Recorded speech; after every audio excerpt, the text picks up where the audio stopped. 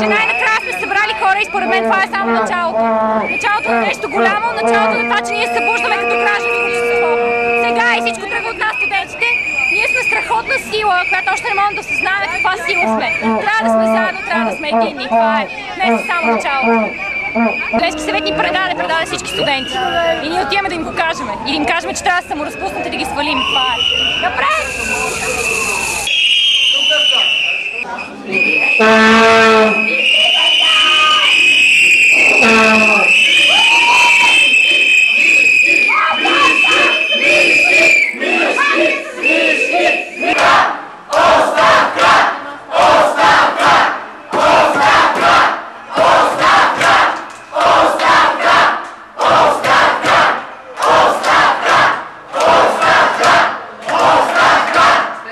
Колеги, ако продължават да крещите, нищо няма да се случи.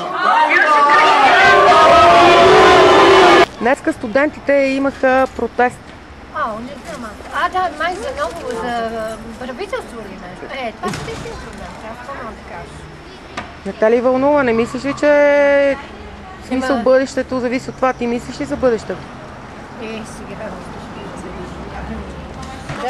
Имаш ли нещо, някакво много силно желание, нещо за което си мечтаеш?